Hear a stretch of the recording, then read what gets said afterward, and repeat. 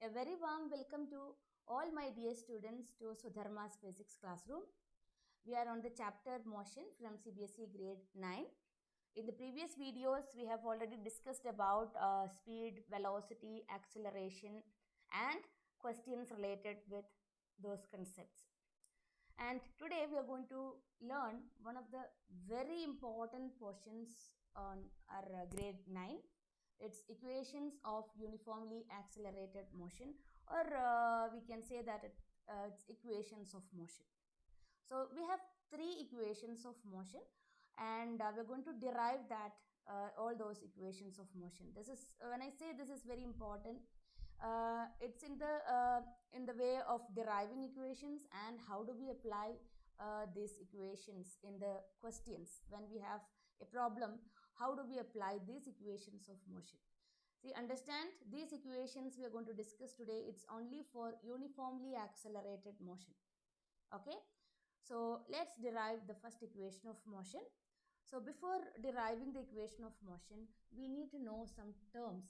Okay, so if objects start with an initial velocity, we represent initial velocity with the symbol u. This is initial velocity.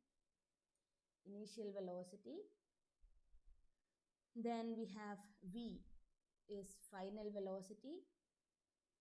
These terms are common throughout the equations. Okay, so v represents final velocity, t is time, that's non-quantity, right? So a represents acceleration.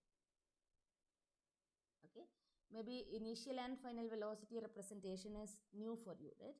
Acceleration is fine, right? Now we have the definition for acceleration. Acceleration A is change in velocity divided by time, right? When we write in exam, when you are writing this in the notebook, you have to write as per the definition of acceleration. Acceleration is change in velocity divided by time, or rate of change of velocity. So we can write acceleration A is equal to change in velocity. Initially it was moving with a velocity of u, and after it is accelerated and after some time t, its velocity becomes final velocity v. So change in velocity means final velocity minus initial velocity, right? Final velocity minus initial velocity divided by time. See, this equation we have already discussed when we were talking about acceleration and retardation, right? So a equals v minus u divided by t. I'm taking this t to the other side. So a t is equal to v minus u, or v equals u plus a t. So what is our first equation of motion? V equals u plus a t. Final velocity is equal to initial velocity plus acceleration into time taken. So this is our first equation of motion. So if in a question, if initial velocity is given, final velocity is given and time is given, they are asking for acceleration, we can apply this equation and find out acceleration. So if any of the other three values given, then we can find the fourth quantity. This is very simple derivation. So practice it. So once again I explain, acceleration is rate of change of velocity. That means final velocity minus initial velocity by time. And I have taken that t to the left hand side, then at is equal to v minus u, or just rearranging the equation, I just keep v on one side, so at, u goes to the other side, so it will be v equals u plus at. So this is our first equation of motion. Now coming to the second equation of motion. In the first equation we have speed, right? Velocities, initial velocities and acceleration. If distance covered is given, right, we need another equation. So to start with the derivation of second equation of motion, I am using the formula average velocity. If initial and final velocities are given, V average is equal to initial velocity plus final velocity divided by 2. U plus V divided by 2. This is the formula for average velocity if initial and final velocities are given. Now, another term we are going to use here is distance. This is distance traveled. Yes, represents distance traveled. See, till grade 8 you might have used S for the speed, right? But now we are learning physics in a higher level, so we have to use the standard notation for each term. So S in kinematics, S represents distance traveled and displacement. So according to the situation, we can use it. Okay, so S is distance traveled. Initial and final velocities are represented by U and V.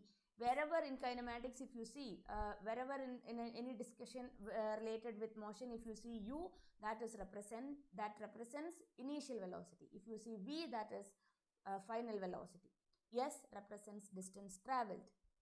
Okay, so if V average is the average velocity, then the distance traveled is actually velocity into time, speed into time. So here we have average velocity is U plus V divided by 2 multiplied by time. Okay, U plus V divided by 2 into time. See, I have taken V average into time. So U plus V divided by 2 into t. Now, we have already derived the first equation of motion, that is V equals U plus AT. So I am going to eliminate that V from this equation. Let's say this is equation number 1. This is equation number 2. So substituting equation 2 in equation 1. Understood? I am going to substitute the value for V from equation 2 into equation 1. So I am going to get the equation as S is equal to U plus, instead of V, I am going to substitute. What is V? U plus AT whole divided by 2. See, understand once again, this V I have substituted here, okay? U plus V divided by 2, right? So V is equal to U plus AT. So that whole divided by 2 multiplied by T. Now what happens here? U plus U, that will become 2U plus AT whole divided by 2 multiplied by T. Hope you are understanding. So S is equal to, now I am going to split this bracket. So 2U divided by 2 into T plus AT into T, that is AT square divided by 2. I just expanded the bracket, okay? Okay, so I just 2U by 2 into T plus A into T into T, that is AT square divided by 2. 2U by 2, that becomes U. So UT plus AT square by 2. So here comes the second equation of motion. S equals UT plus half AT square. Very important equations, okay? S equals UT plus half AT square. This is our second equation of motion. So we started with average velocity equation. Then we find out what is the distance traveled by the object. Then using the first equation of motion, we have substituted for V, and then it is simple maths, just expanding the bracket and rearranging the terms. Okay, so S equals UT plus half AT square. This is distance time relation.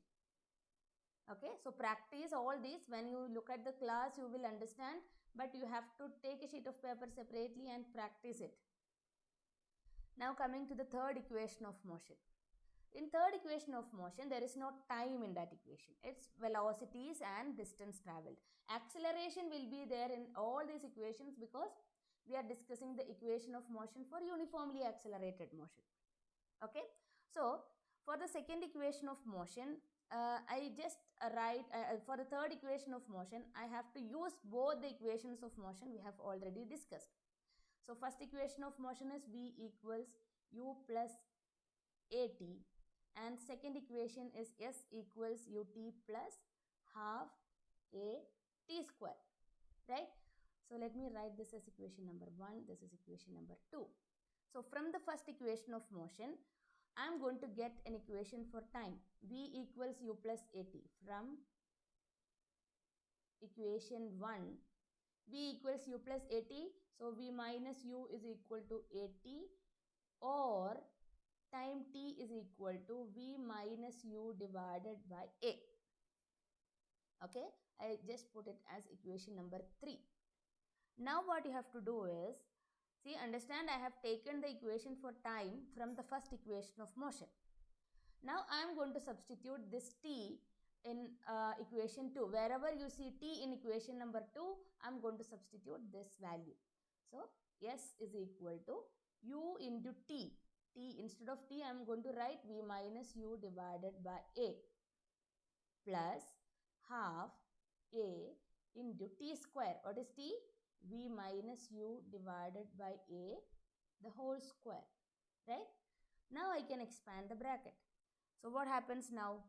I expand the first term, so it will become uv minus u square divided by a plus half a into b minus u the whole square, a minus b the whole square, a square plus b square minus 2ab, 2uv divided by a square, because the whole term has to be squared, right? So uv minus u square by a plus half a into v square plus u square minus 2uv divided by a square. Now let's see what happens. So this is uv minus u square divided by a. See, I'm not going to do anything with the first term. Now in the second term we have a and a square, right? So one of the a's on the numerator will cancel.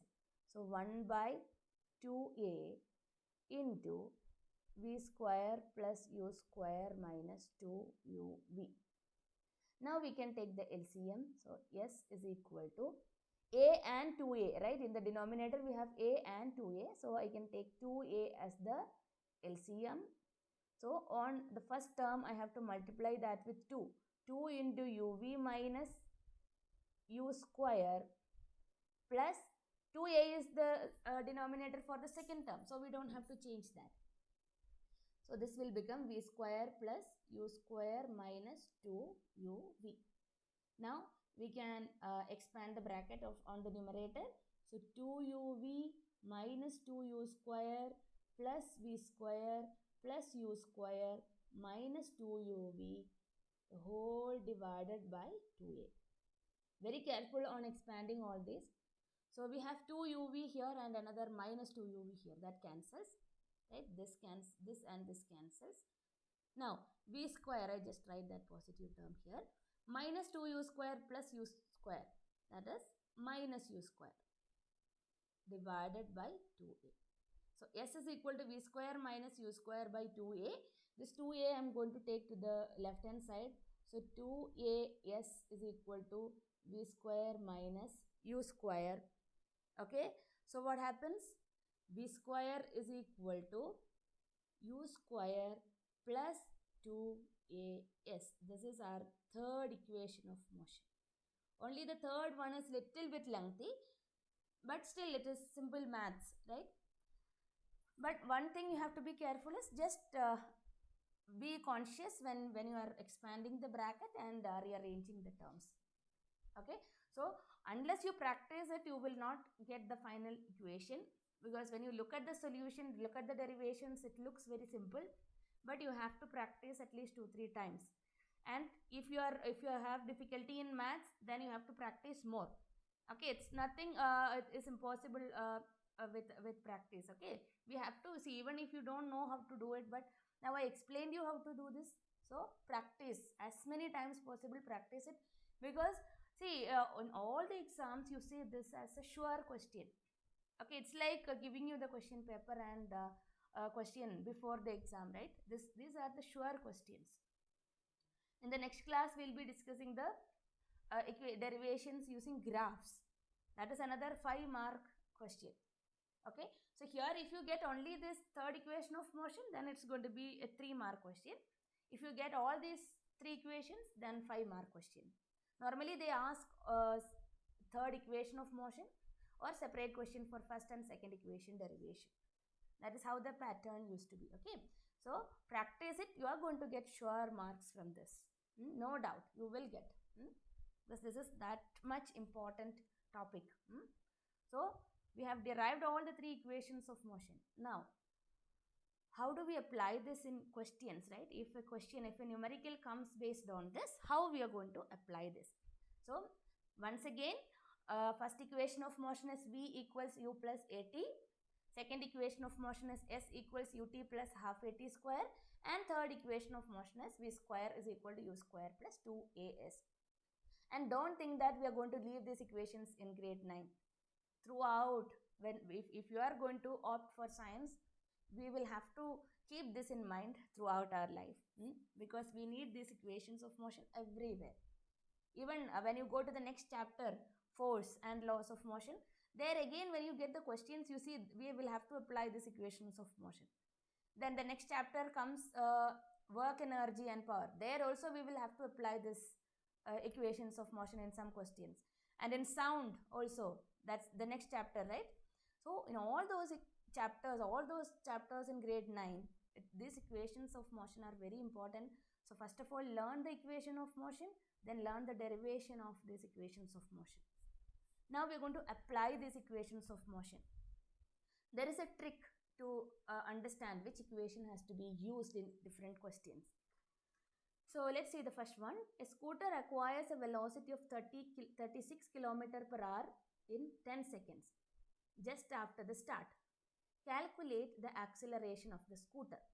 So as usual, whatever data is given in the question, we have to write it down and make sure everything is in SI unit.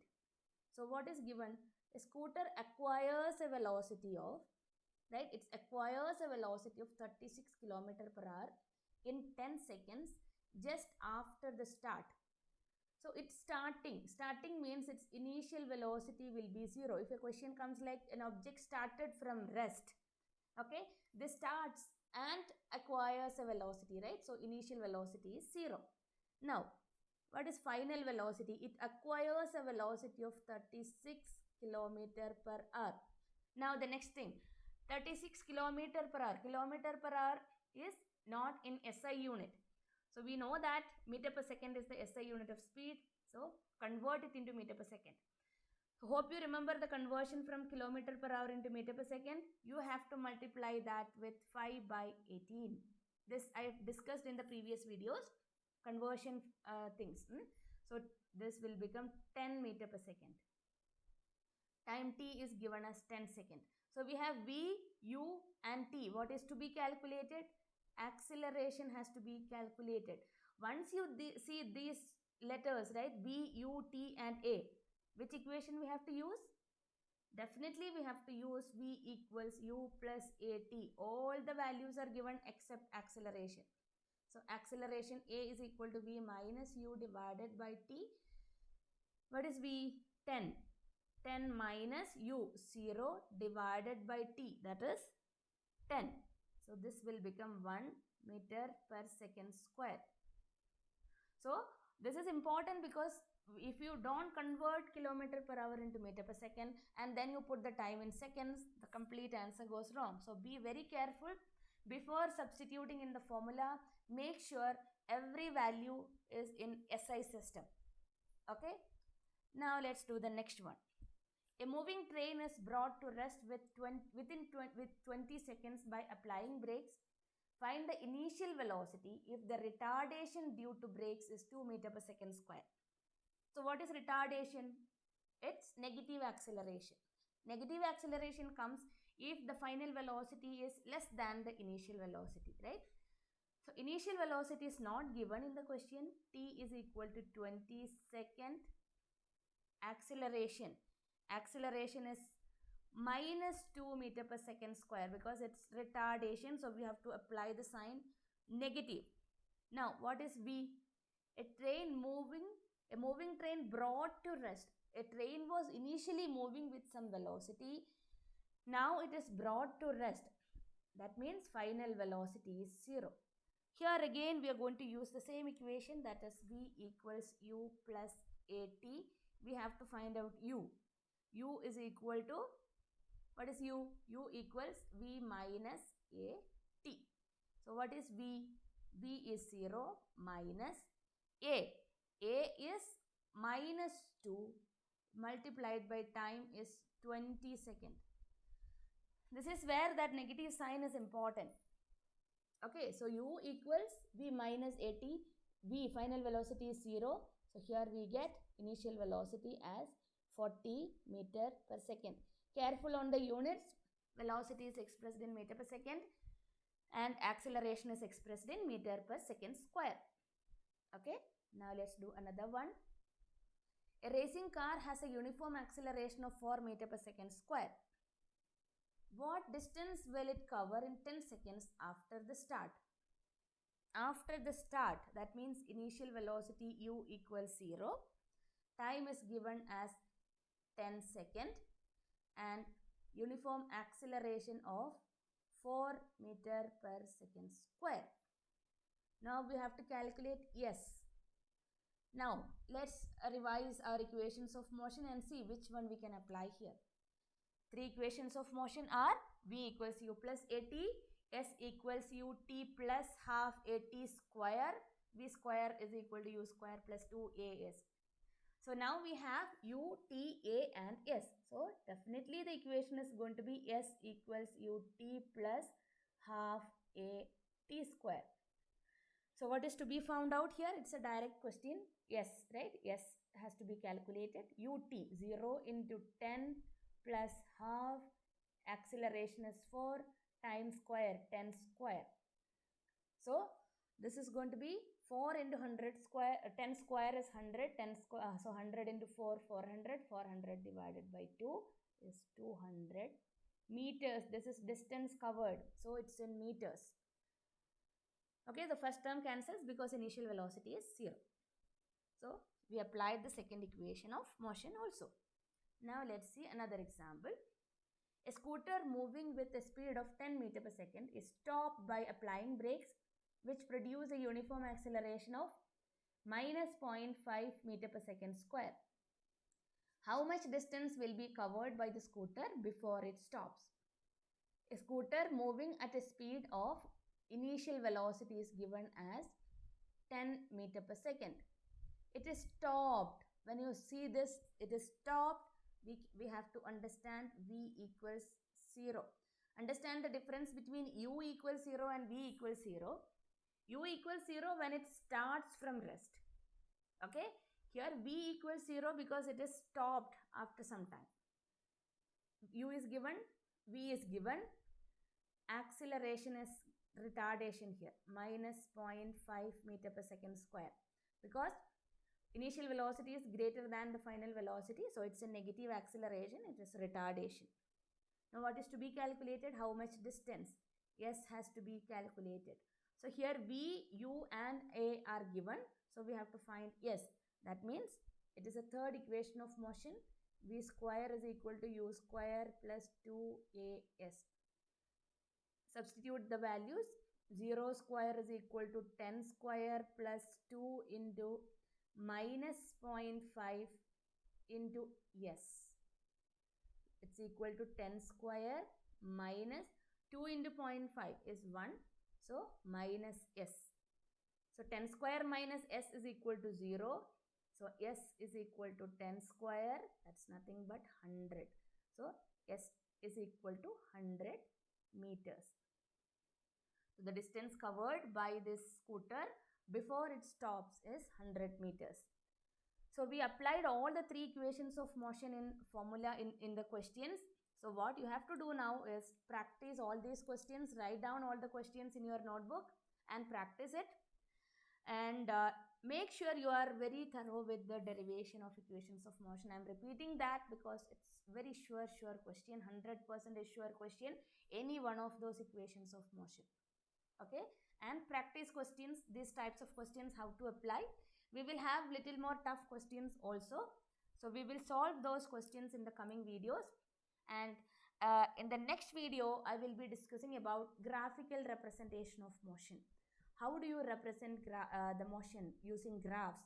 And how do you read a graph? And what you're going to obtain from a graph. So we are going to discuss distance time graph, velocity time graph, speed time graph, etc. and what all quantities we can obtain from those graphs. And the important thing, we are going to derive these three equations of motion using graphs. Okay, to derive the equations of motion using graphs, we need to understand how to read a graph, how to understand a graph. Okay, so the next video is going to be again a very important part. Okay, so don't miss that.